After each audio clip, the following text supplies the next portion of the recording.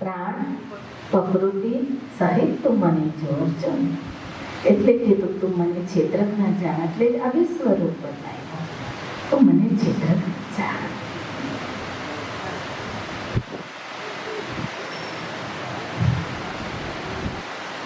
એ સ્વરૂપ એ પદ જેમણે દર્શાવ્યું, પ્રભુ મારાથી જોઈ શકાય એમ હોય તો આપ મને દર્શાવો, જાણી શકાય એમ હોય તો મને જણાવો. એવા સદગુરુને હું નમસ્કાર કરું છું, એવા સદગુરુને હું નમસ્કાર કરું છું. ધ્યાનનું મૂળ ગુરુની મૂર્તિ સ્વરૂપ છે. એટલે કીધું પ્રાણ પ્રકૃતિ ક્ષેત્રજ્ઞ સહિત બ્રહ્મ સ્વરૂપ નિહાળજો. તો જ પૂજા તમારી સાર્થક છે, તો જ સેવા તમારી સાર્થક છે, તો જ મારું સાનિધ્ય તમારા માટે તપ છે. કાંઈ પણ તમે સેવા કરો ને તો જ એ તમારું તપ છે, ઉત્તમ તપ છે. આ દિવ્ય દ્રષ્ટિની બધી વાત આવે છે. ધ્યાનનું મૂળ ગુરુ મૂર્તિ સ્વરૂપ, પૂજાનું મૂળ શ્રી ગુરુના ચરણ. આપણે બેને વાણીમાં ગાયું કે સેવાનો આજ અવસર છે.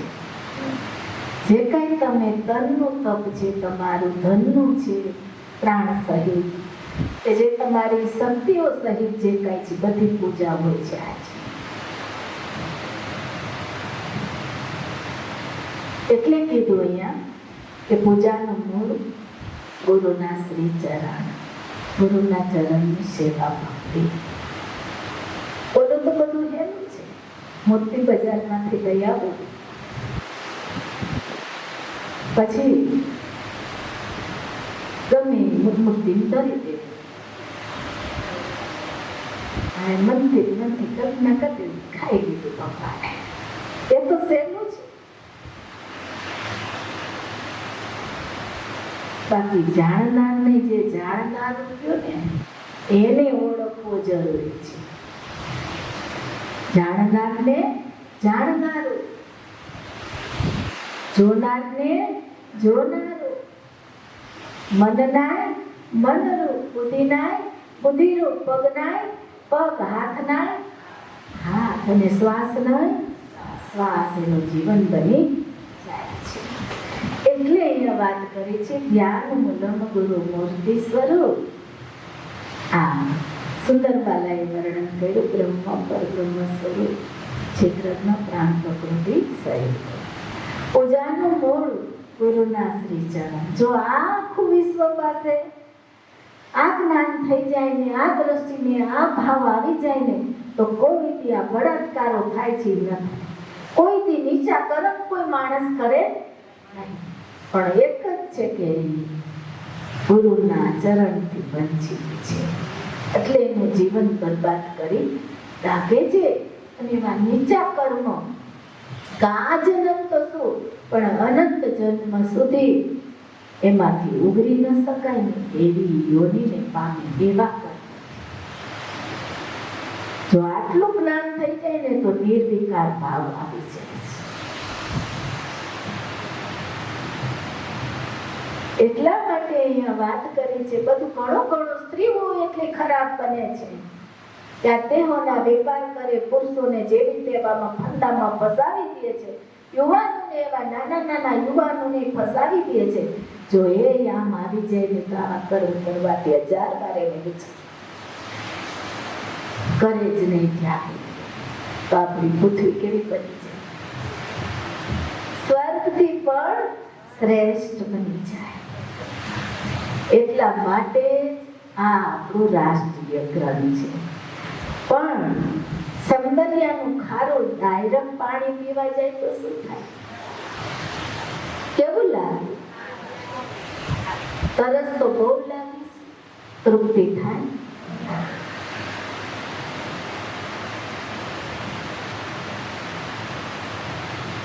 પણ જો વાલા દ્વારા મળી જાય તો તે જ ખારું પાણી.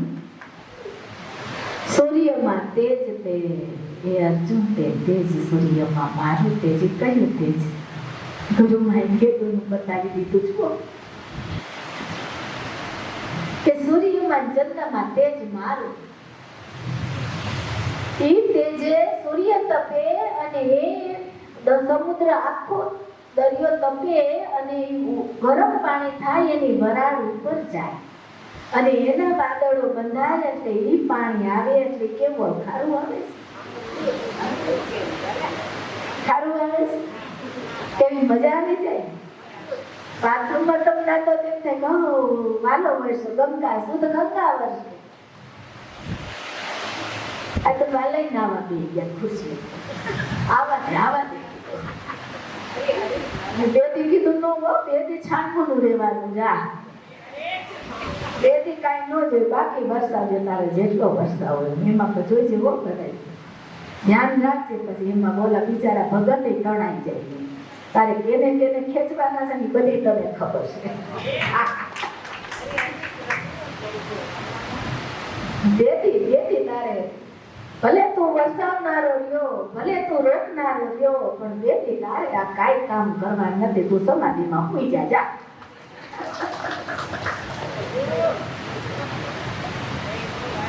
સમાધિની ખબર પડે ને વાલા એમને અત્યારે કયું એ સ્વરૂપનું વર્ણન કરે છે. એમાં તેની મજા આવી જાય. કાંઈ જ નિરાય તમને ખાલી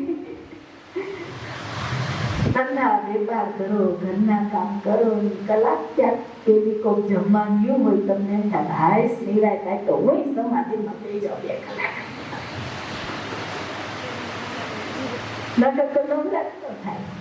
આ કરું બોલું કરું, મહેમાન આવી જાય ને ધંધે જવાનું કાંઈક ચીજ વસ્તુ લઈ કોઈ આવી ગયું ક્યાંક જમવા જવાનું હોય ને ઘરે ઓછા જણા હોય ને 1 જણો 2 જણા હોય તો હાય નિરાય હાલો સમાધિમાં બેસી જાય. વાલાના સ્વરૂપમાં મસ્ત બની જાય. તો જે વરસાવનારો છે, જે રોકનારો છે, એને તો કેવડો આનંદ હશે, એ કેવડો આનંદ હશે. એટલે પછી કેવું પડે બાપલા ચૂપ રહેજે હો, હવે બેબી જાળવી લઈ જાય. જો વાત પહોંચી જાય તો પહોંચી જાય, કાંઈ નક્કી નથી.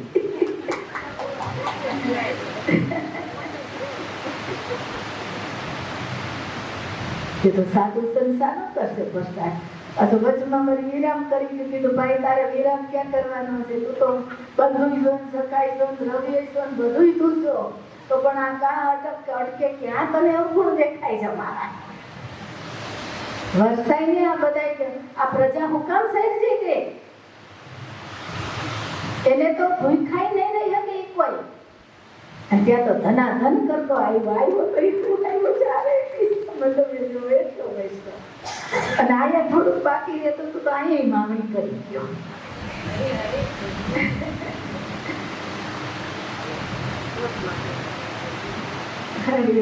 જાઓ પ્રસાદ લેવા જાઓ. ગુરુદેવના શ્રી મુખેથી નીકળેલા વચન, શ્રી મુખેથી નીકળેલા વચન મંત્રનો જગતમાં જેટલા મંત્ર છે, મંત્ર ઘણો બધો મંત્ર બોલે પણ એનું મૂળ મંત્ર રૂપે જો શ્રદ્ધા બેસી જાય તો એનું કાર્ય સિદ્ધ કરનાર તો વાત છે. મંત્રનું મૂળ છે ને, જો એ બધાયનું મૂળ છે એટલે તથા ગુરુની કૃપા જ મોક્ષનું મૂળ છે. જે સમગ્ર બ્રહ્માંડમાં જડ અને ચેતન બધામાં વ્યાપ્ત છે. એટલે આ રૂપ બતાવી તમને મારે વિશ્વરૂપ દર્શન કે તમે અભય રહી શકો, નિર્ભય રહી શકો, તમે બધી જ રીતે તમારા ધ્યેયને તમે પ્રાપ્ત કરી શકો. અને બીજા નંબરની અંદર વિશ્વરૂપ એટલે કોઈ એવું કર્મ તમે કરી દેશો નથી કે જે આમાં આપણું કાળું થાય. એટલે જે સમગ્ર બ્રહ્માંડમાં જડ અને ચેતનમાં વ્યાપ્ત છે પરમ પિતા. શું કે તું માતા, તું પિતા, તું હી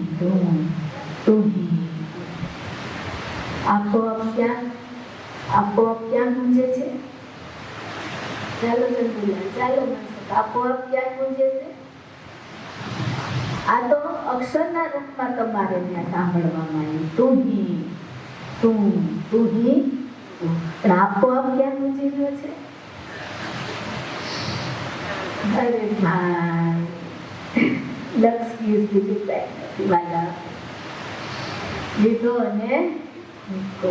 લીધો શ્વાસ અને મૂકો. એમાં ગુંજી ગયું તું હી તું તું તું તું. એટલા જીવાત્મા જાપ જપી રહ્યો છે, એટલે જીવ ઉપર દયા કરી છે.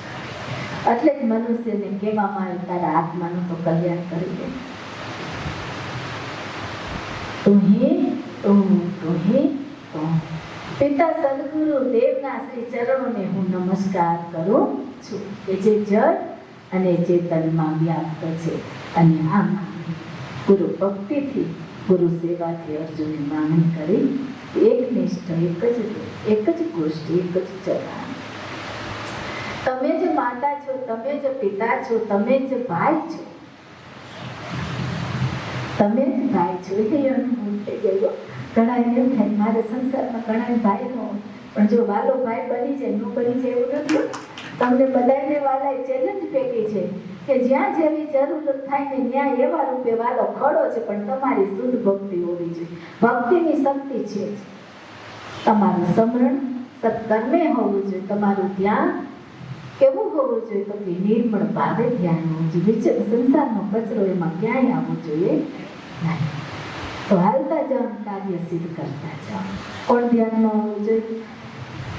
બહુ સરસ. તમે જ માતા છો, તમે જ પિતા છો, તમે જ ભાઈ છો અને તમે જ મિત્ર છો.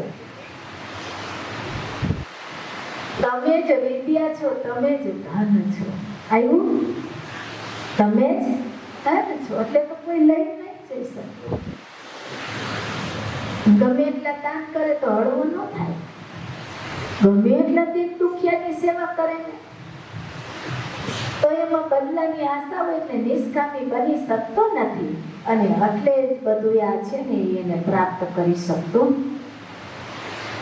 એટલે આપણે ધન છો દેવોના દેવ. કેવા? દેવોના દેવ. આ તો વ્યાપક સ્વરૂપ છે. દેવ છે તો વ્યાપક બતાવ્યું વાલા. દેવોના દેવ સદગુરુ તમે જ મારું સર્વ કંઈ છો. આ ભાવથી અંતર ધ્યાન લીલા પ્રગટે છે. આ ભાવથી હળવું થવાય છે અને આઠે પુરાણ રહે છે.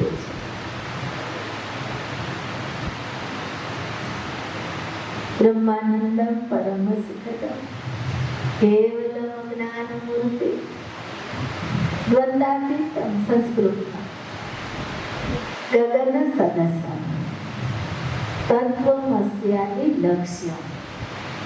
જેણે મને પરમ તત્વ આત્મ તત્વ ગુરુએ જે મને પરમ તત્વનું લક્ષ્ય આપ્યું. એકમ નિત્યમ. આપણે હરીશભાઈ કંટાળો તો ના આવતો? તમને બને કંટાળો તો ના આવતો ને? મોજ છે ને તો વાંધો નહીં. હા એ તો વાંધો તો બસ અખંડ આનંદી. હરીશભાઈ દાંપત્ય જીવનમાં જોડાણા વાલા પાસે આવ્યા તો પેલું કામ કરવા પેલું ના રહી ગયા છે. આમ એક ફોટો છે એના દાંપત્ય જીવનમાં પુત્રનો હાથમાં પુત્રની બાલાની પૂજા કરીને એક મેં કીધું આજે આ મૂકજો આપણે હરિણીમાં તમે મૂકજો. ઓલા ધર્મરાજા કૂતરાની ભેગો લઈ ગયા હતા. કોઈ કલ્યાણ થઈ ગયું એનું. તો આપણે તો ધર્મની ધજા બધાએ ફરકાવી દીધી છે. અને ધર્મ પરમ ધર્મ.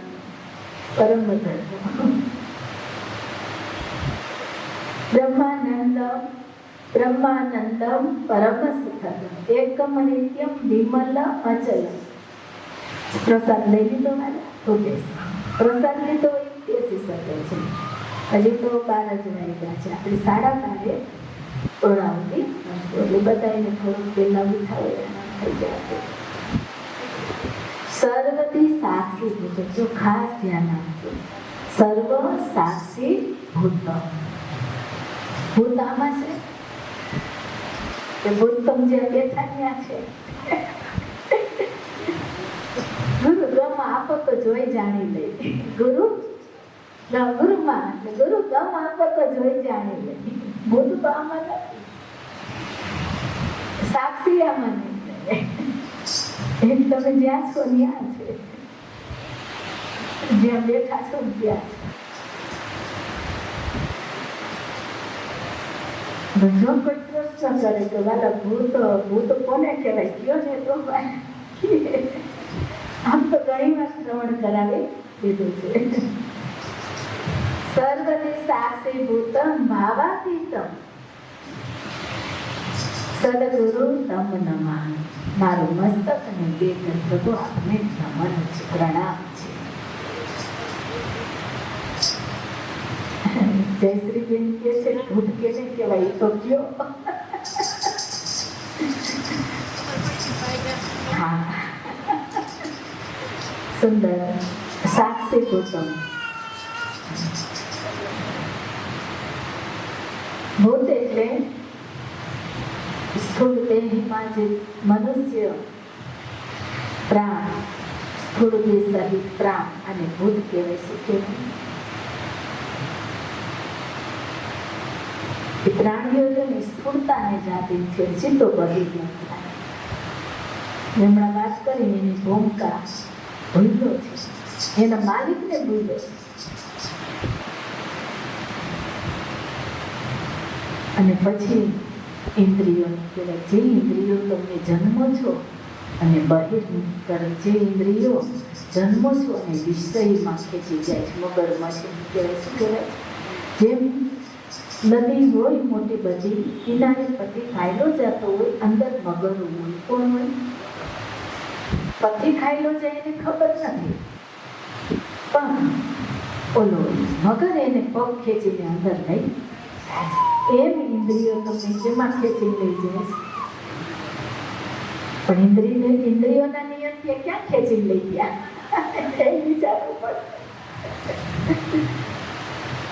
એમાં ખેંચી લઈ જાય છે, પછી એમાં ખેંચાઈ જાય છે અને એમાં ને એમાં એનું શરીર જો પરમધામમાં હરિગુરુ સંતનો આશ્રય નથી લેતો તો ઇન્દ્રિયો એને ખેંચી જાય છે.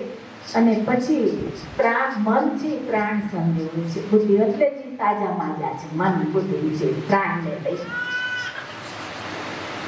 પ્રાણીઓ વયો કે એટલે ક્યાં માણસ સબ હોય તો ક્યાં મન બુદ્ધિ ગોતવા જવા કે દેખાય પ્રકાશ થાય. પ્રકાશ થાય ના આપણે શું નામ? ભૂપતભાઈ. ખાલી 5 તત્વ શરીર સબ પડ્યું હોય તેમાં મન બુદ્ધિ ચડે કે કોઈ ન ચડે. ગુરુ બાપા આવે તો જોઈ લે કે આવાના વાત સાચી અને મન બુદ્ધિ જીત કહેવાય. હવે એ વસ્તુ જે આમ જૂઠી માયા તરફ છે, જૂઠા જગત તરફ છે, એને હરિગુરુ સંત વારી વિધ ધર્મ તરફ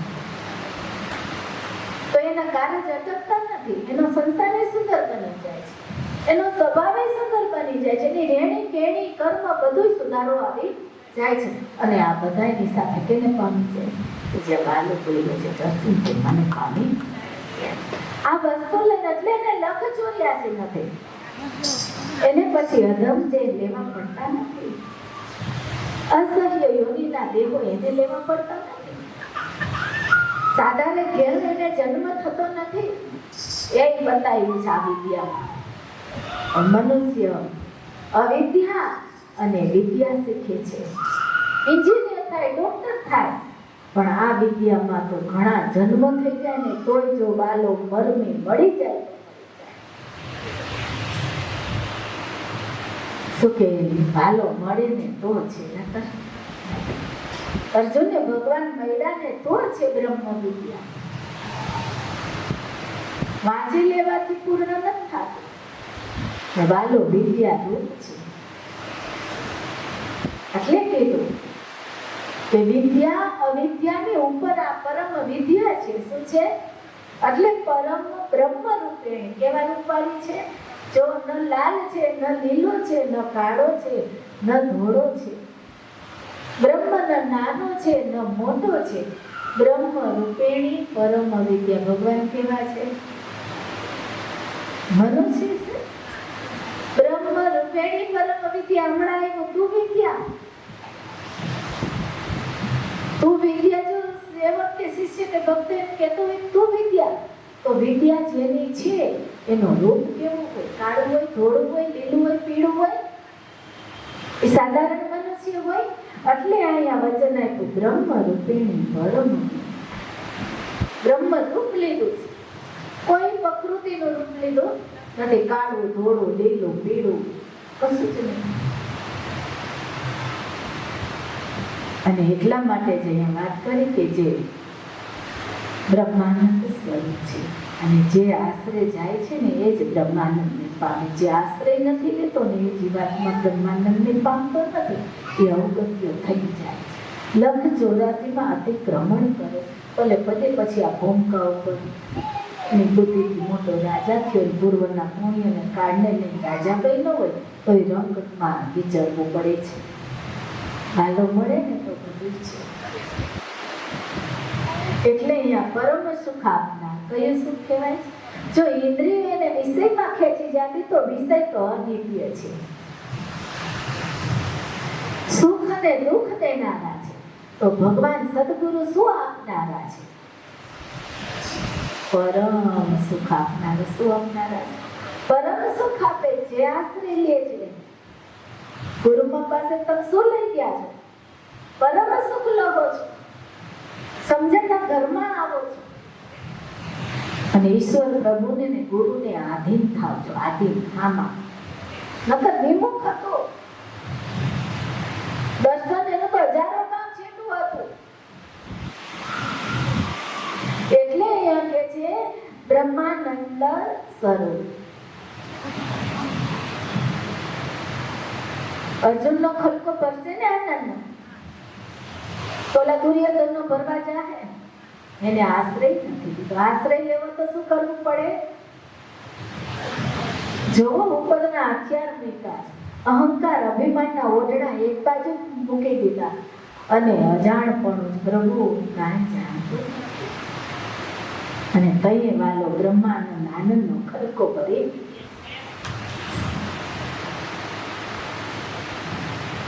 ખાલી થાય તો ભરાય. સંસારનો કચરો ડબ્બામાં ભર્યો હોય તો શું ભરાય?